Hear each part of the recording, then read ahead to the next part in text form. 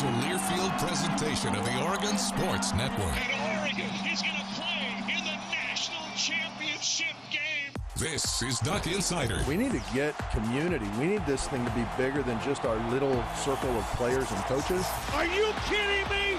Touchdown, Oregon! With 2 seconds on the clock. He hits it! That's the bigger picture in this thing, allowing the community to celebrate the hard work, blue-collar mentality this group brings to the table. And the Ducks have won it! The Ducks have won! We get to struggle together, and we get to have joy together. The Ducks are Pac-12 champions! I am so proud right now to be the head coach at Oregon. Catch made! Touchdown, Oregon! This is Duck Insider on the Oregon Sports Network from Learfield, presented by OnPoint Community Credit Union. People are the point. Now let's go live to the Country Financial Studio to talk Oregon Duck Athletics. Flashback Friday on the show today. Mike Jorgensen, Jerry Allen, I'm Joey Mac. It's going to be a throwback uniform, and we have a ton of throwbacks in store for you. First off, thank you to Mike Jorgensen for sending in some pictures. We've got them on the show today. Jerry, thanks for your submissions via the internet.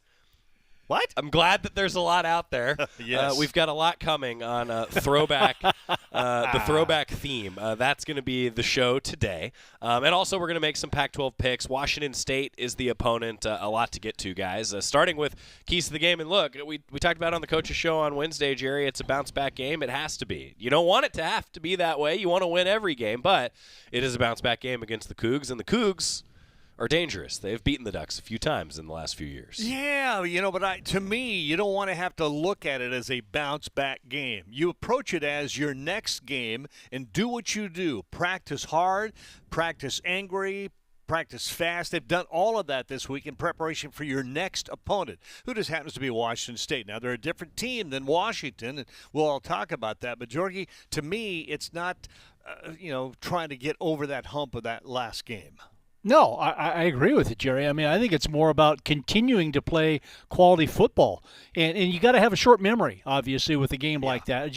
You've got to put it out of your mind, move forward. And it sounds like just based on how practice went this week, guys, they did immediately. And it's exactly what you have to do. So, I'm really looking forward to seeing how this team responds, how they start the game offensively and defensively. Lord knows they played a tremendous team and a tremendous game themselves and came out on the short end. Plenty of plays to make. Got to move on. And everything is still right in front of them, and it starts with the Washington State game. That's a good point, though, right? Like, everything is still in front of them. That's right. You want to go undefeated. I get that, but it's been a tough thing to do in the Pac-12, in the Pac-12 era. It's been very uncommon for a team to be sitting even at 6-0 like the Ducks were, or 5-0 even like the Ducks were. So right. I think that, there's a lot still in front of them. And, here are a few things that have stuck out to me. Oregon is still top 10 in the country in rushing offense, passing offense. The Ducks are first in the country in total offense and first in scoring offense. The offense has been, in a lot of ways, ridiculously good. We've seen that all season long. Now, on the defensive side, Oregon is still top 20 in all four of those categories. The balance from this team continues to impress me. I get it. 3-point loss.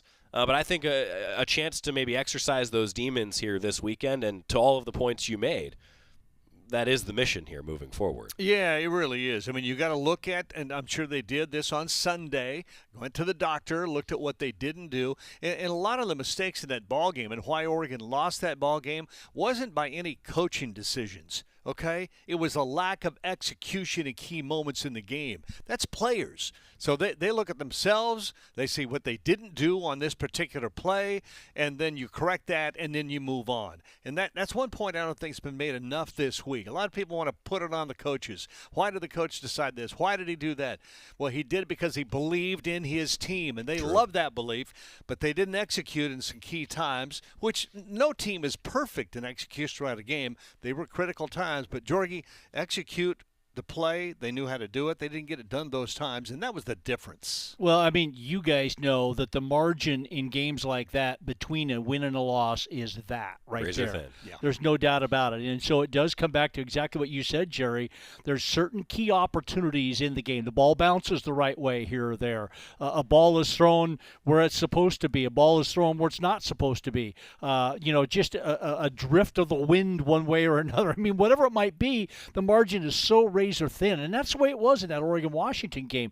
One team couldn't afford to flinch in that game, and when they did, it seemed like the other team was ready to pounce, and both teams did throughout the game.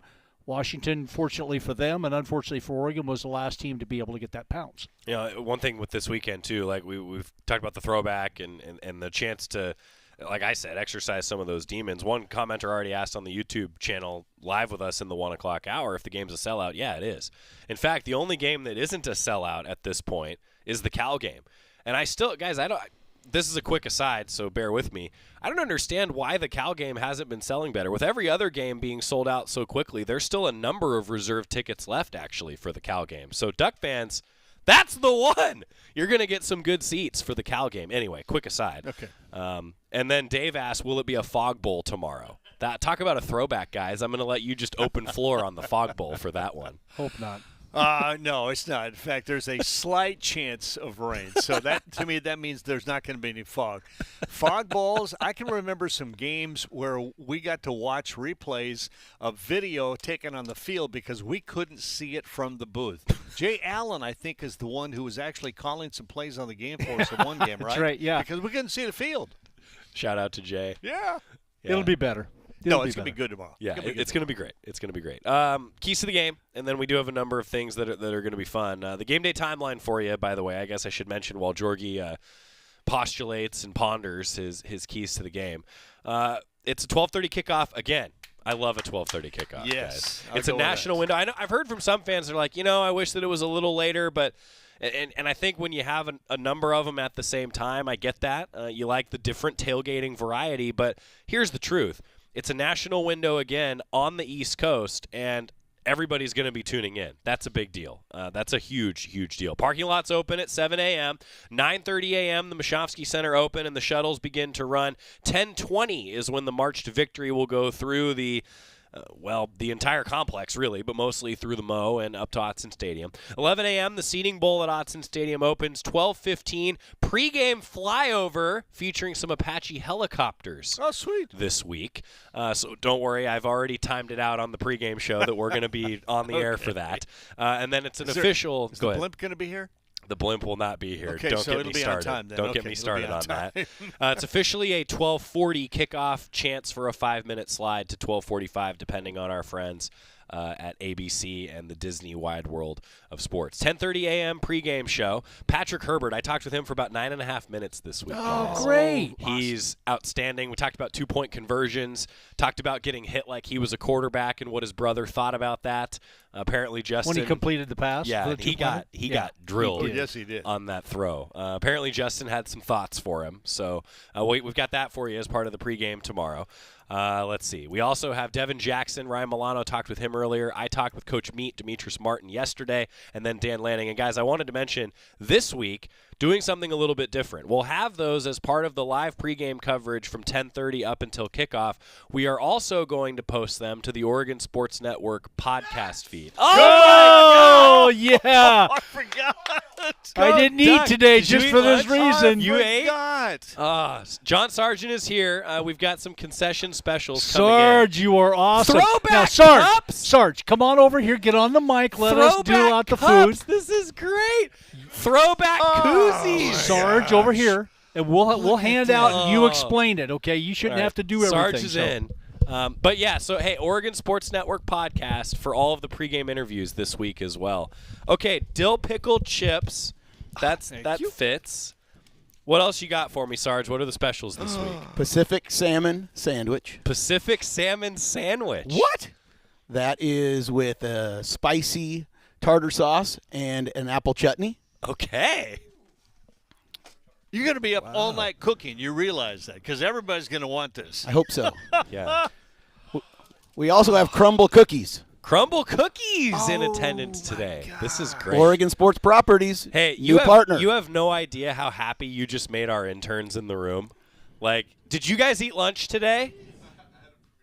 So no. No is the answer from Joe. This is great. The cups, the koozies. Sarge, this has been so much fun for us. So what else should fans know? Anything concession-wise this weekend? The salmon sandwich will be in the Gridiron Grill like every week. Salmon. So, yeah, Awesome. it's an exciting one. This is great. Well, I'm going to take a break because we're going to eat. And then we're going to do keys to the game. We haven't even had Jorgy's keys to the game yet. Red vines. There's red vines. Have to run the ball. You have to. Wait. Night. Do me a favor. Cut to Sarge's camera. Sarge, your camera's right over here. Just look dead into the camera. Right. Can you just give me your best Jorgy impression right now? You have to run the ball. This is immortalized forever. We've got it on tape. John Sargent, in charge of Oregon Concessions, has you covered for all things UO food. Thank you, Sarge. Absolutely. Thank you for having me. All right. Quick timeout. We're going to eat, and then we're going to make some Pac-12 picks, keys to the game. I love home game Friday. Sarge, you're the best.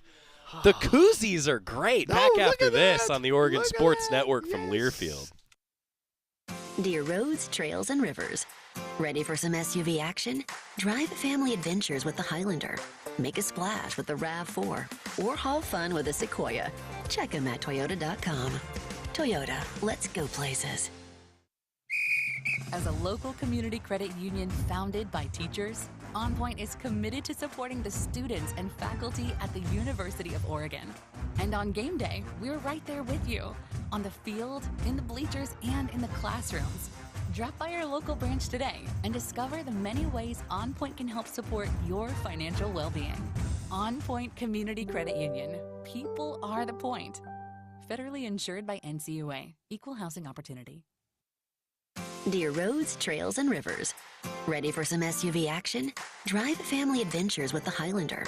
Make a splash with the RAV4 or haul fun with the Sequoia. Check them at Toyota.com. Toyota, let's go places. More Duck Insider coming up on the Oregon Sports Network from Learfield. My name is Teresa Barber. I was in the United States Navy, and I served overseas in the Middle East and Africa. Early on in my career, I had a commander that taught our suicide prevention training, and the very next day, he took his own life. 90% of suicide attempts involving a gun are fatal.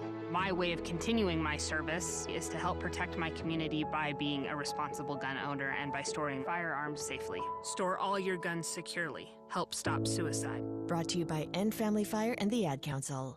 This message is for Karina, our mom who finished her high school diploma at age 28. Hi, Mom. It's Emmettith and Nicholas. Congratulations on getting your diploma. You worked so hard and have taught us so much. We love you. When you graduate, they graduate. Finish your high school diploma for you and for them. Visit finishyourdiploma.org to find free and supportive adult education centers near you. Brought to you by the Dollar General Literacy Foundation and the Ad Council.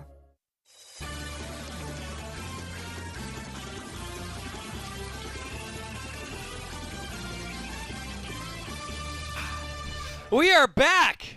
Jerry has tried the sandwich. Duck Insider presented by OnPoint Community Credit Union. And Scott is going to be a producer extraordinaire into the fridge. Jerry needs a water. Oh, yeah. he said a little spicy. It's a little spicy. Not spicy. Bad, just right. Just a little but spicy. I wasn't quite ready. But the salmon is to die for. I've heard that somewhere. Yeah. Well, shout out to our friends at Hop Valley who put together the koozies. The koozies are great. The throwback cups, the souvenir cup.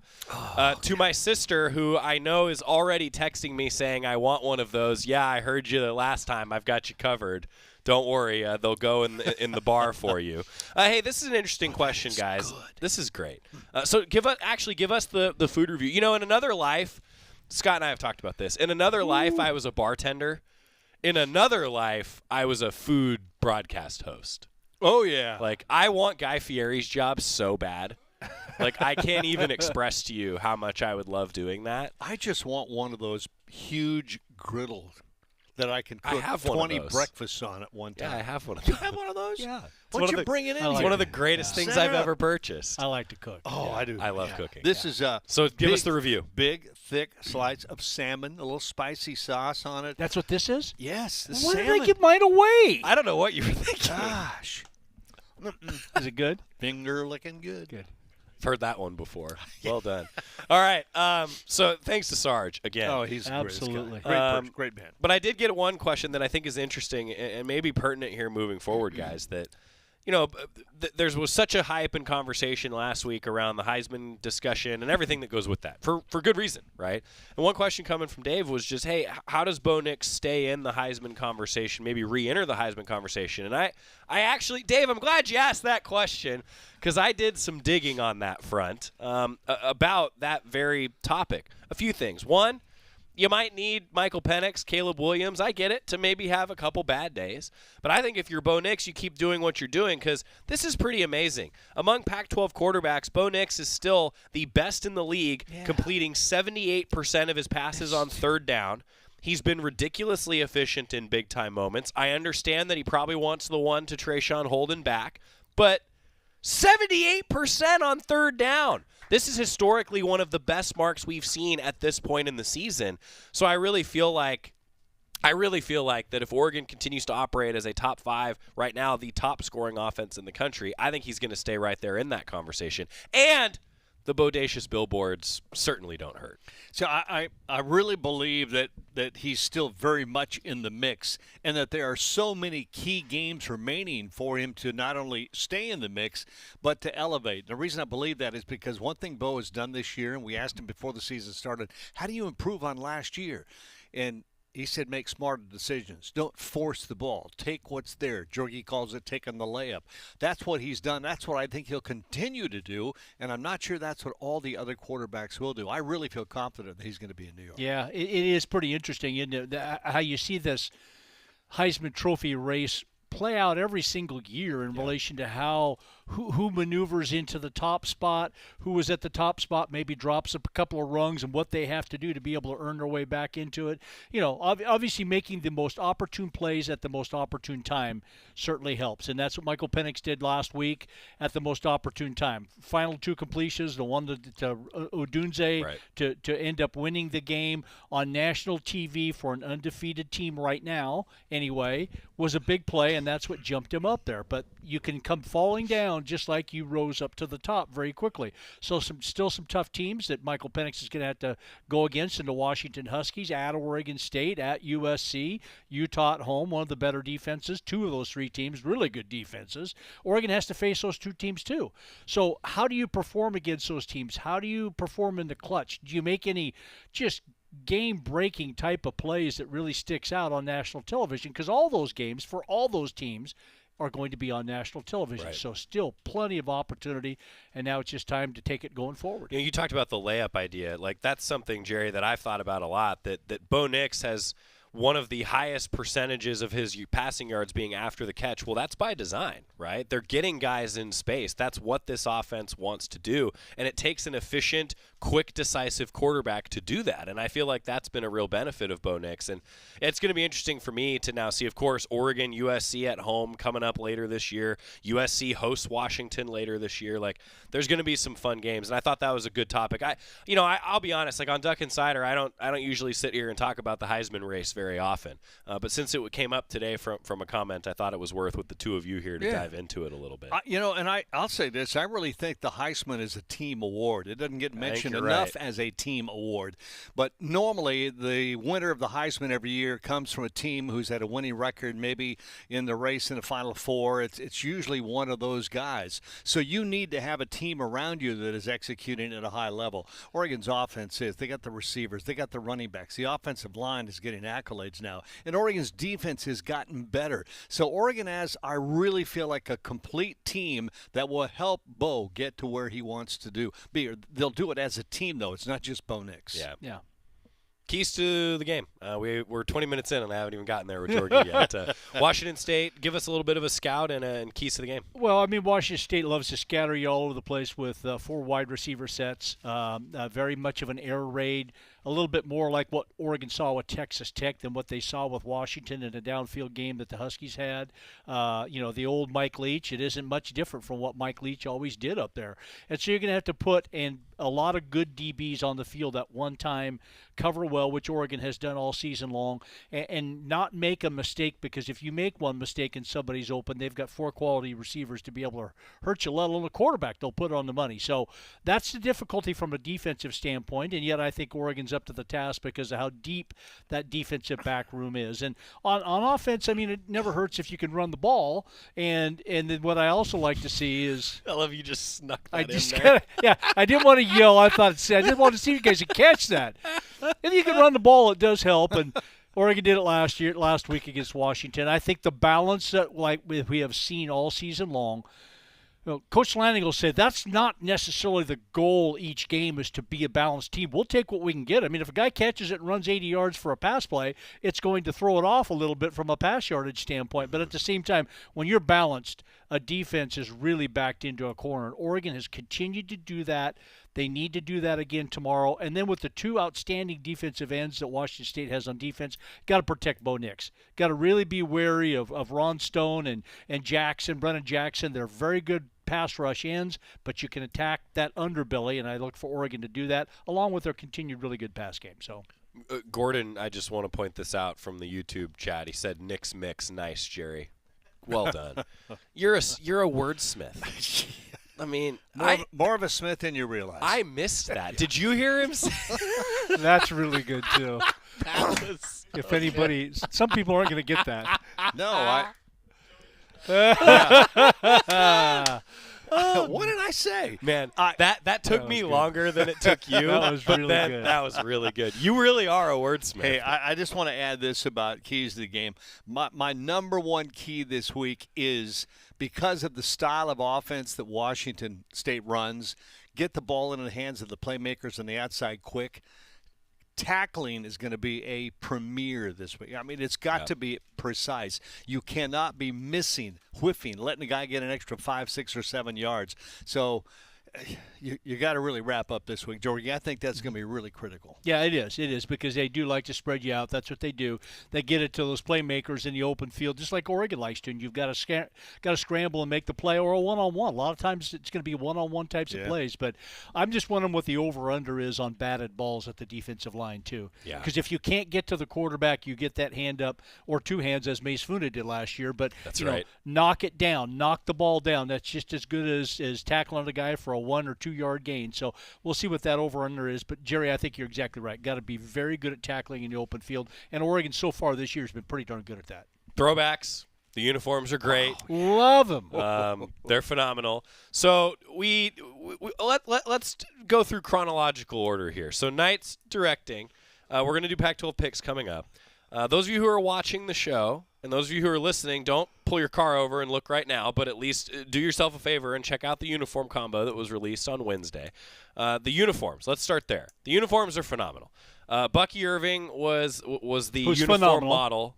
Yeah, I mean, who else do you want in the uniform? I mean, it looks great. And, guys, here are the touches that I really loved. The all-black cleat. Someone asked me about this. How come there's not like a throwback cleat? Well, in the 90s, the cleats were all black. Yeah, that's exactly they were right. just all black with the white swoosh. The green cleats are still kind of a newer thing, right? But the helmet's awesome. The behind the scenes of putting the decals on the helmets, shout out to the Ducks equipment team for putting that together. That was awesome. I loved that they did that. And then the O I with love the it duck on the running through on the sleeve. Yeah. Well, the old Oregon Sports Network logo that we still have up in the studio is that. It's my favorite Oregon logo, the duck running through the O. It's awesome. So these are great. Now, we joked, and I want to emphasize this. We joked on Wednesday about Coach Lanning wearing a very heavy polyester V-neck. Don't worry, he's not going to. Oh, dang. He will be in, as he put it, whatever Kenny Farr puts him in. And Kenny and I joked after the fact. Kenny was like, no, we're good. He's going to be covered. Trust me. And I said, okay. But we do know what the throwback uniform – we know what we're throwing back to. Well, Mike Jorgensen wore the original, and he was kind enough to send us in a picture of Jorgy in the throwback uni. It is outstanding. Yeah! Look at that. A little different green. Little different green. Yeah, no duck on the sleeve. What is it on the sleeve above the stripe, though? What is it? Just your number? I can't tell what that is. That's a really good question. What year was this for you? Sophomore that might have year? been 80. No, that might have been junior or senior year. Yeah. White socks. Yep. White shoes too, whereas the cleats are black now. So. Right. This wasn't the year you got tied to the goalpost, was it? Might have been. Yeah. Look at those pads. Look at the shoulder pads. Yeah, the pads I mean, are good. how do you throw a football as a quarterback with shoulder pads like that? I don't know. I mean, my shoulders were not really that big. I just want to let you know that. But look at those things. I thought you just slimmed out in your later years. That's a great picture. Oh, Great picture. It was so fun to look at. Now, and the helmet too. You can't see the helmet there, but the helmet matches basically Yeah. what we're seeing this weekend. So. Okay, now let's build on this though. Jorgy then, of course, went into the broadcast booth not long after, and well, we went to some throwbacks, and here's hoping that I think we should bring back a couple pieces for the broadcast crew this weekend. Here's what the broadcast crew looked like. Jerry and Jorgy on the call. Okay, a couple things to go over here. One, the aviator sunglasses from Jerry. Those are just sweet, those aren't they? are great, Jerry. Now, the turtleneck. The O the duck running through the O is on the high turtleneck. Yep. I want one of these undershirts. And then the deep V sweater. Oregon Sports Network. Oh, guys, I need to know. I need to know this. Do either of you still have this sweater? I don't. I might have. Oh, please I don't bring know. it tomorrow. I'll have to look. You gotta find it. I'll have to look. But is that hair on his upper lip? Look Jorgy? at that. It sure is. Look at the color. Look at the color of our hair right there. I mean, that's Hair looks good. Yeah. That's awesome. Hair looks great. The throwback theme of the week. gosh. So, guys, I'm serious though. If you Jerry have that, Jerry please has to, bring it 'cause tomorrow. I gotta look. I want to recreate it. I will find a way to do it for our next throwback game. It would I love be awesome. those turtlenecks too. Those were the greatest turtlenecks. Warm. Yes, That's the key. They were. Okay, thanks for having some fun with us with some throwbacks. Later on, by the way, we also went to the archives and found something that I want to do after picks. Jorgy talking with Coach Brooks after the pick, the post-game interview. We found it. Incredible. So I have. I don't know where you found that. We played it. Scott, help me. We must have played it for the anniversary of the pick. The what would it have been? A few years ago, the 20th anniversary, right? And I played it on the show. I thought I had shown it to you, and Jorgy comes in Wednesday, and he had no idea what I was talking about, and I played it. I was like, well, we need to play this on Friday.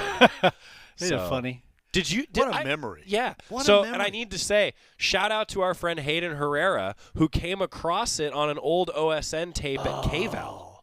Thanks, Hayden. My. Yeah. Thank you. Hayden found it, must have been 4 years ago What now. other nuggets they have. Yeah, so Hayden sent it to us 4 years ago, and I've had it in the archives. We're going to play that coming up later on. A play I today's never saw, show. by the way. Yeah, you're going to tell that story. Throwback. Yeah. Throwback.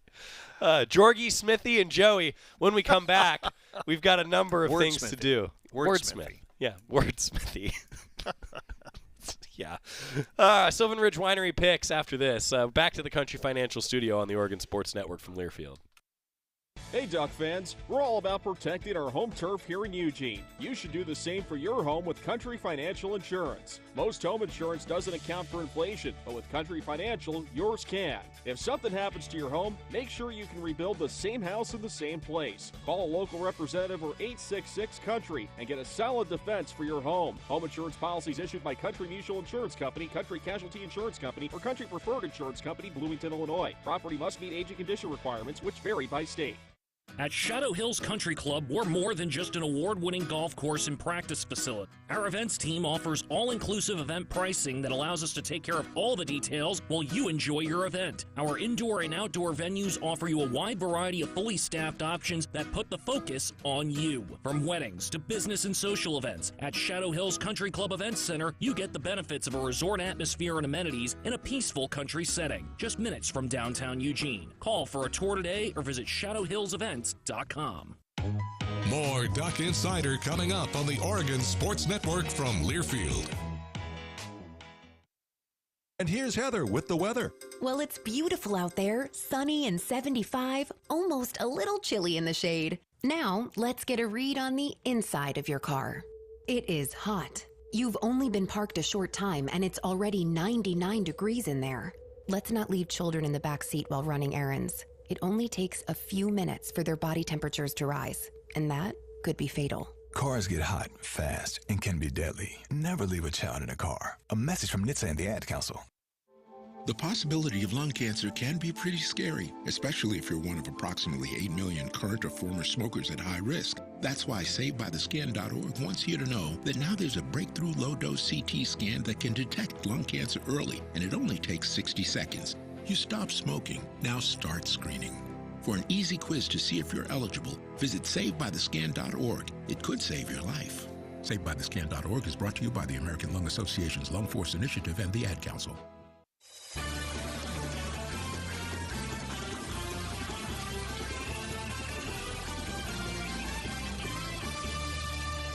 We're back on Duck Insider, presented by OnPoint Community Credit Union. I'm Joey Mac, along with Jerry Allen and Mike Jorgensen in the Country Financial Studio. Let's make some picks. Pac-12 picks are always brought to you by our friends at Sylvan Ridge Winery, representing the very best of the South Willamette Valley.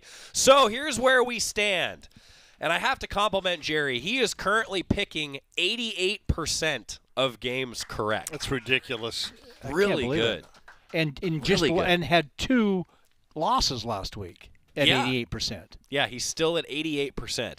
Jerry has picked 44 out of 50 games correct. Last week, I should say, he went 3-2. Unfortunately, so did Jorgy and I, because Jerry has been smart and has deferred picks and has held on to first place by doing it. So, well done. Yeah. I spend hours a week researching these games. Hours. Uh-huh.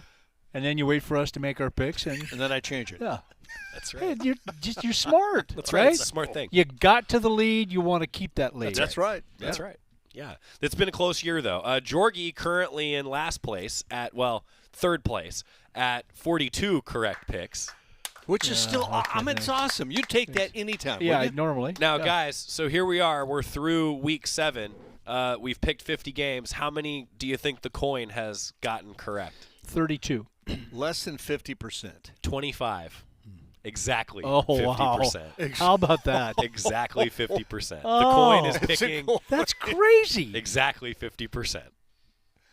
It never fails. I'm telling you. We have never had a coin be greater than 53% on a season. But I don't think we've ever had the law of averages be that perfect. We probably have it, so Yeah. I'd have to go look. I mean, we're only halfway through the season, too, Yeah. so we got a long It way just to go. makes me think I'm never going to make a serious decision based on a coin flip. Well, why would you? You're not wrong, Jerry. Wow. So here's though an interesting proposition, if I could, fellas, because I think it's a little bit funny. So the coin last week won because the coin also went 3-2. Which games did the coin pick that were correct? The coin got Stanford right. Coin predicted the big comeback last week. Crazy. Coin got Arizona. We sure looked bad on that pick. Wow. We all picked Wazoo. Everybody did. And then everybody picked Notre Dame, including the coin.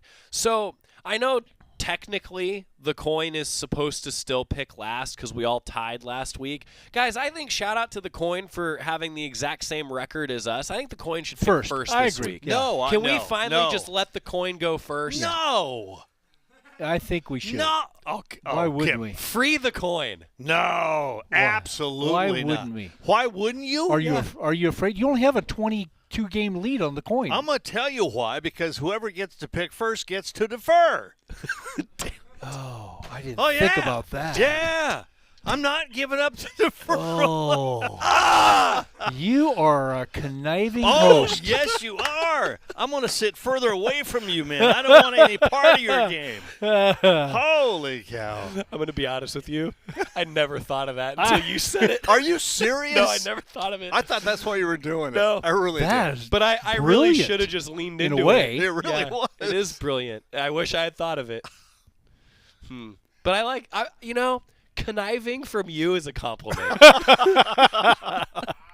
All right, we got to make some picks. Don't worry, the coin's not going to go. You have to flip the coin. Though. Okay, I'll flip All the right, coin. Jerry's going to flip the coin. We did last week. I flipped it and he caught it. Oh, really? Yeah. Wow. You want to try that? It actually worked okay.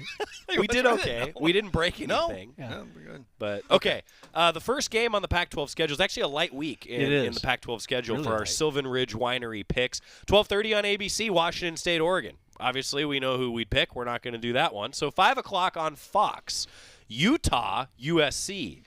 Interesting game. All in favor of picking this game last? Aye.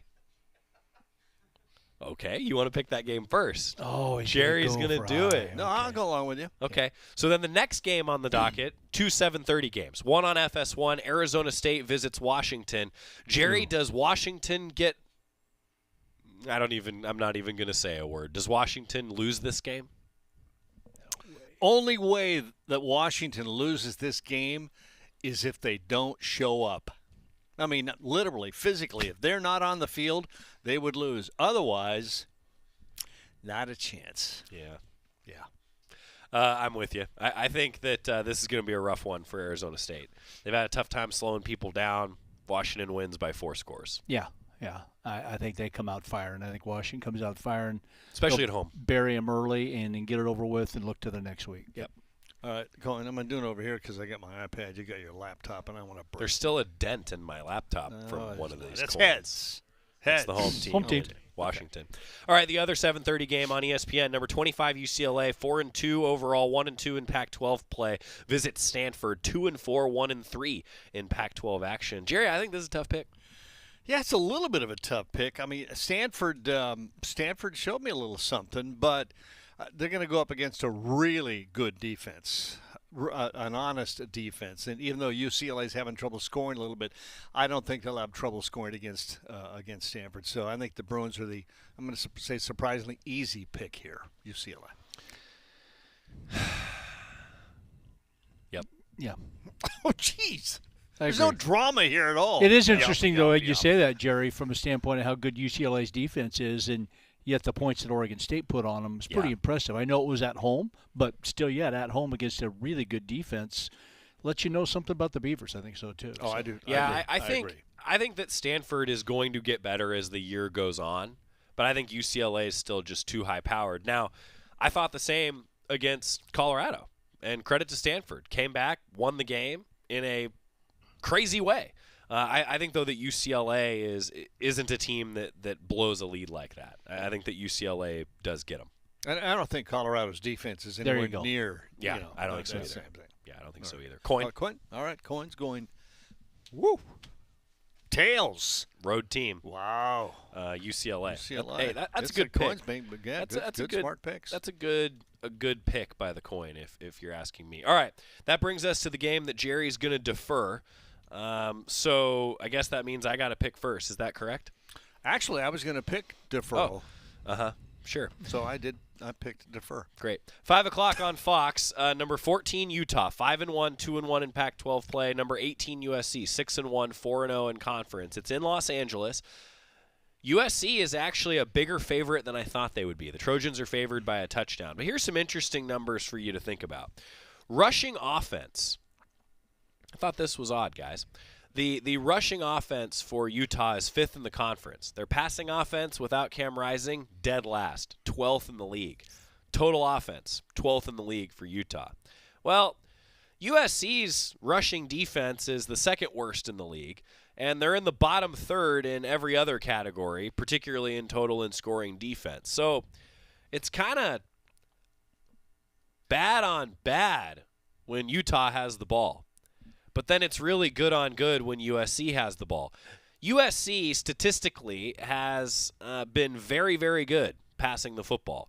But here's what's crazy about the Pac-12 this year.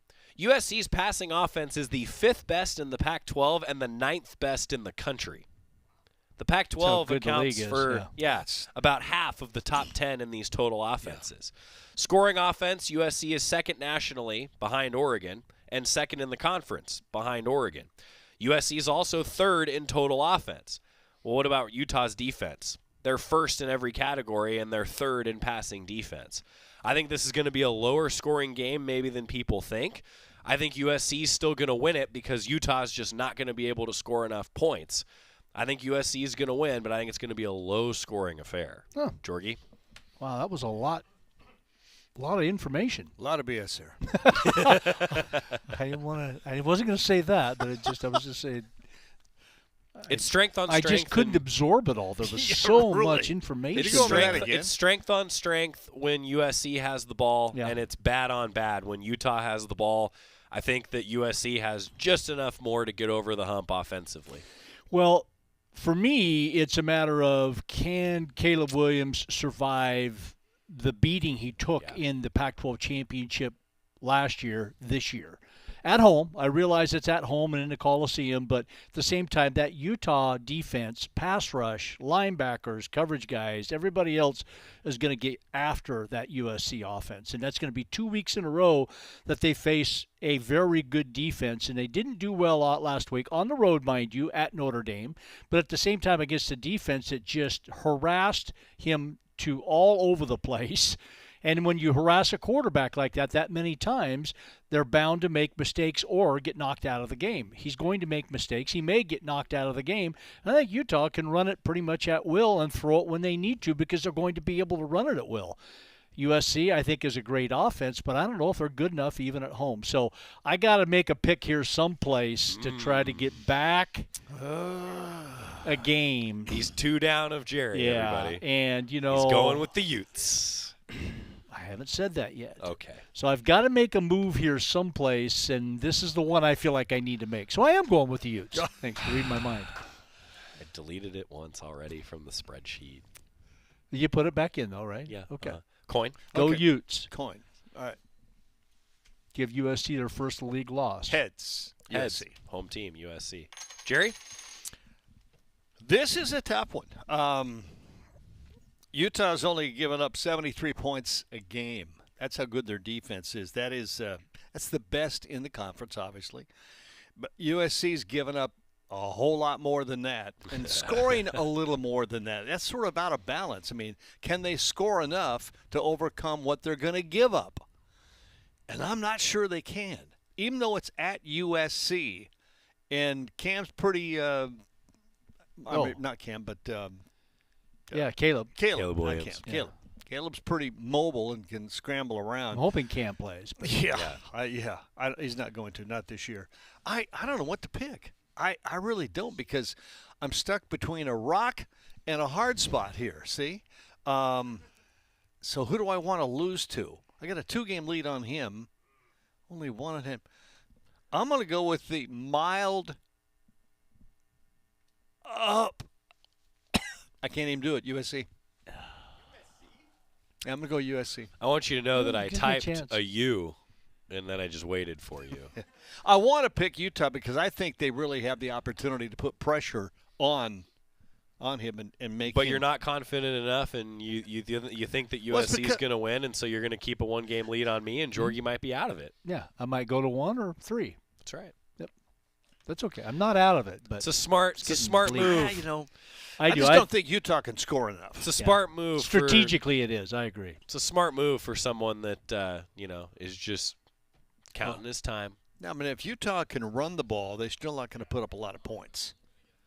Yeah. You're going to be able to toss that ball 75 yards down the field in one play to keep up with USC. Not against that defense. If it makes you guys feel any better, so far in the fan poll, if you're live with us on YouTube, exactly 50% between Utah and USC. Yeah, that's how tough. I just don't trust USC. That's the thing. I don't either. But them. Utah hasn't shown they can score. Yeah, I mean, true. Yeah. Is Utah going to get to 21 points against USC? If they get to 28, they win. In my mind, so. The over/under in the odds makers' eyes, the over/under is 52. Ooh. Okay. 28-24. Yeah. I feel like it's going to be like 27-24, something like that. I don't know. Interesting. It's going to be interesting. Those are our Sylvan Ridge Winery picks. Jerry will stay in first place. Jorgy's either out of it or he's right back in it. So we'll be tuning in for Utah and USC. Final throwback thoughts, guys. Anything heading into tomorrow? What's on your mind? Well, I hope that I don't know what fans will have for throwback uniforms, but I hope we're going to see some throwbacks in the stands. Now the Duck stores have got them, so you can get your share that way. But also the real throwbacks. Is that where you're going? Well, I'm with going this? real. If you got some old stuff, I mean, there were people searching around St. Vinny's and Goodwill this week looking for old Oregon gear. I want to see that in the stands. Coach Rad, if you're tuned in, I know you've got some winners still. Oh. I want to see them. He has the best collection. He is a museum. His wardrobe is a museum of Oregon apparel history. You shouldn't say he's a museum because that that's his wardrobe is a museum. Come on, don't make him mad at me. I'd lose the fight. That's right. We all would. Yeah. What do you think, Jorgy? Anything? Just disappointed us the last time from a league standpoint that the two teams play. Wow. I think as much of as it's a throwback uniform type of deal. Here we go again. Right. Last opportunity to play each other in a great Northwest rivalry that's always gone on and had some just dandy games, and maybe another dandy one tomorrow. But hope not. I think in honor of them, I'm going to bring a lot of glazed donuts up into the booth. Good. Because we get them every time we go up there. That's the tradition of that press box up there, are glazed. Sometimes chocolate, but usually just the old-fashioned glazed, and I'm bringing them. I want you to know my soul thanks you. My waistline hates you. Thank you. Well, we'll invite people to our booth that are from Washington State. Say, hey, come enjoy. You got the breadstick record. He's got the glazed donut record. Yeah, that's right. That's right. A lot of carbs on the Oregon Sports Network. We got to get a timeout because I won't have enough time to play your conversation with Coach Brooks. This will be fun. You stick around. One more segment. Yeah, okay. We're going to break. Come back after this on the Oregon Sports Network from Learfield. Dear roads, trails, and rivers. Ready for some SUV action? Drive family adventures with the Highlander. Make a splash with the RAV4. Or haul fun with a Sequoia. Check them at Toyota.com. Toyota, let's go places. As a local community credit union founded by teachers, OnPoint is committed to supporting the students and faculty at the University of Oregon. And on game day, we're right there with you, on the field, in the bleachers, and in the classrooms. Drop by our local branch today and discover the many ways OnPoint can help support your financial well-being. OnPoint Community Credit Union. People are the point. Federally insured by NCUA. Equal housing opportunity. Dear roads, trails, and rivers. Ready for some SUV action? Drive family adventures with the Highlander. Make a splash with the RAV4. Or haul fun with a Sequoia. Check them at Toyota.com. Toyota, let's go places. More Duck Insider coming up on the Oregon Sports Network from Learfield. Into the building for the first time after the shooting. It was crippling, but it had to be preserved. In response to the Pulse nightclub shooting that affected the LGBTQ community, Barbara Poma, owner of Pulse, founded the One Pulse Foundation to honor Pulse victims and survivors. If you're an ally of this community, speak out. There are more of us together than apart. It is the power of love in its rawest form. Join the fight for LGBTQ acceptance. Learn how at lovehasnolabels.com. Brought to you by Love Has No Labels and the Ad Council. The impact of a meal goes well beyond feeding our bodies, because feeling full can sound like this. How did the interview go? I did it! I got the job! I can't believe it! And like this. Mom, I got first place at the science fair with my volcano project. That's amazing, sweetie. Congratulations. Because when people are fed, futures are nourished, and everyone deserves to live a full life. Join the movement to end hunger at feedingamerica.org/act now. Brought to you by Feeding America and the Ad Council.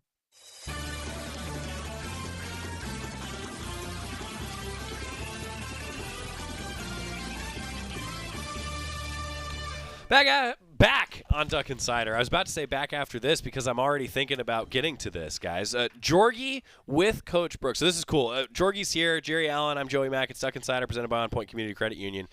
We went to the archives. Jorgy's post-game conversation with Coach Brooks after the pick. And when we come back from this, Jorgy will tell you how and why he actually didn't see the end of this game. Wow. Jorgy's conversation after the pick with Coach Brooks. Momentum swings, exciting swings, plays that just about the time you think that things have gotten under control, they're out of control. Congratulations. Thanks. It's a shame almost for anybody to lose that football game.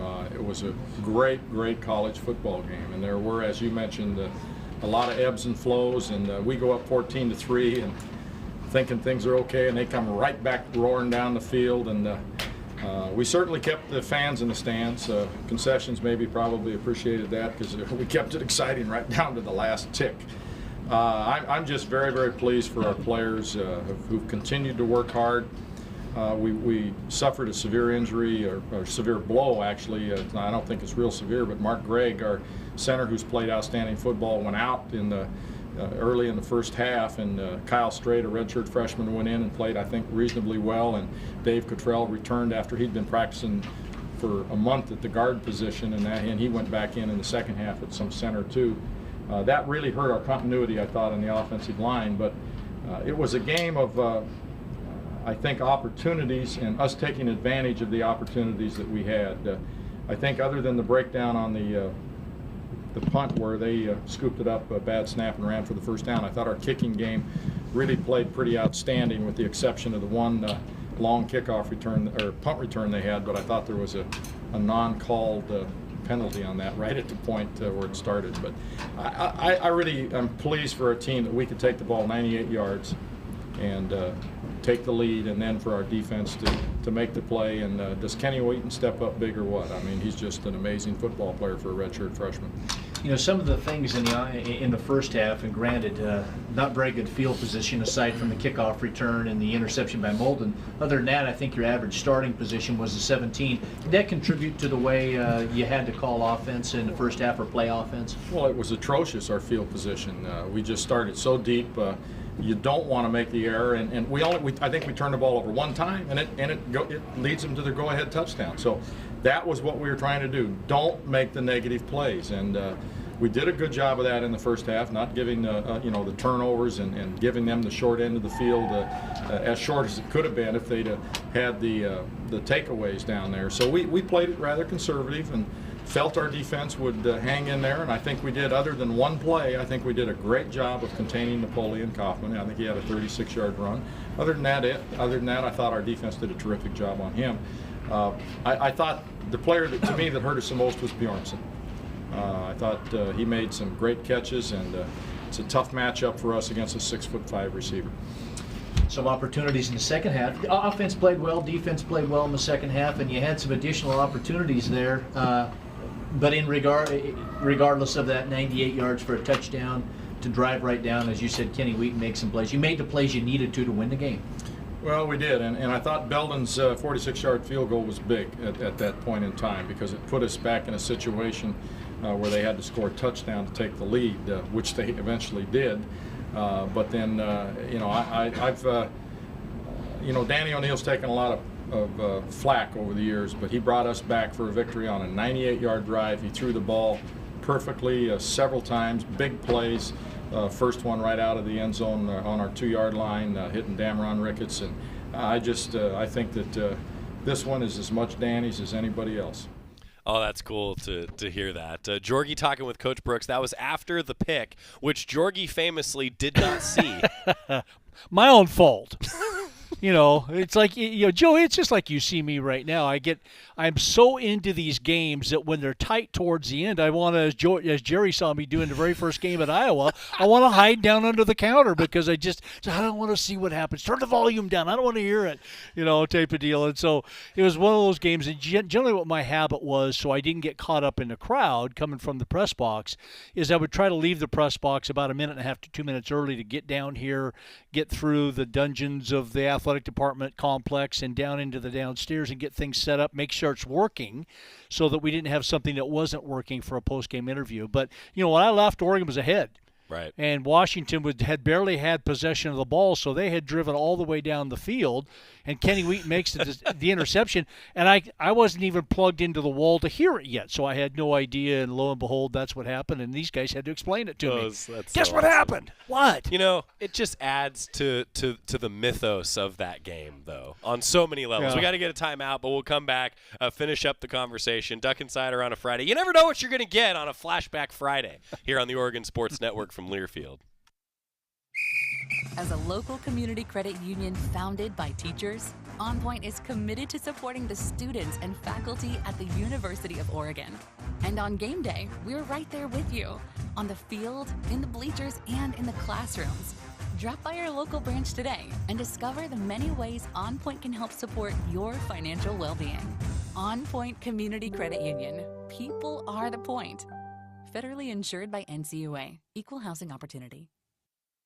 Hey Duck fans, we're all about protecting our home turf here in Eugene. You should do the same for your home with Country Financial Insurance. Most home insurance doesn't account for inflation, but with Country Financial, yours can. If something happens to your home, make sure you can rebuild the same house in the same place. Call a local representative or 866-COUNTRY and get a solid defense for your home. Home insurance policies issued by Country Mutual Insurance Company, Country Casualty Insurance Company, or Country Preferred Insurance Company, Bloomington, Illinois. Property must meet age and condition requirements, which vary by state.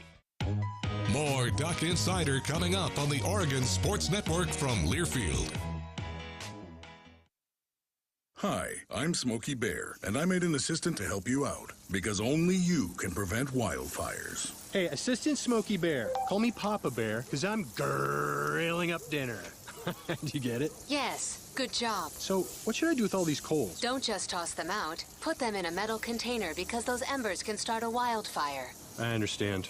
The stakes are high. Ha, ha, ha, ha. Learn more at SmokeyBear.com. Brought to you by the U.S. Forest Service, your state forester, and the Ad Council.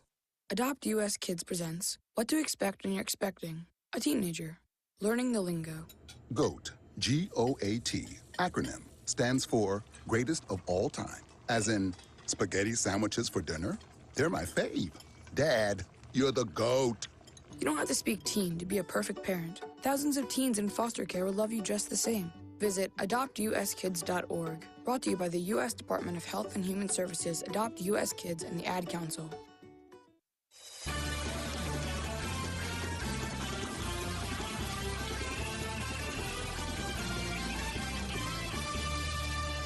Back at Duck Insider, presented by OnPoint Community Credit Union. Joey Mac, Jerry Allen, Mike Jorgensen in the Country Financial Studio. Reliving some throwbacks, some flashbacks. It's not just the uniforms, it's some great memories. We were just talking even during the break, like, you know, that's a cool moment. And I think that if you just listened to that interview and we didn't tell you it was after the pick, you might not have known it was after the pick. Right. That's how calm Coach Brooks was, guys. Yeah. He's pretty monotone most of the time. Yeah. Yeah.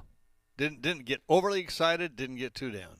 Just right there. Well, yeah, for post-game interviews. Post-game interviews. We were also just talking, a good question from Doug. Has Jorgy ever changed his questions and style? And I mean, I can say that for me, it does change based on who I'm talking to. Yeah, I would say the same thing, too. I mean, from Chip to Mike Bellotti to Rich to Health, you know, to Mario, even though I didn't do much of Mario and that type of deal. But for those guys, it just depends on who you're interviewing and how they'll take one question and run with it for 10 minutes. Yeah. And there's others like Chip where you better have 35 ready to go because he could give you a one-word answer. So. Well, you know, I'll just say this. Like, so, you know, I learned how to do these interviews from these two, truthfully, everybody. And, you know, I started doing the post-game interviews, when Coach Taggart got here. Is that right? Yeah, Is that my I think first so. time doing Yeah. it? Yeah, and, like, I learned from these guys. So, thank you. Fun. Yeah. Jordy's Flashback best Friday. Throwback Wow. uniforms. 10:30 pregame tomorrow. 12:30. Well, 12:40 kickoff. See you then. Is dedication? My biggest fear in the middle of my addiction was that my kids wouldn't have a father. And I started thinking, you know what? This isn't my story. I definitely had to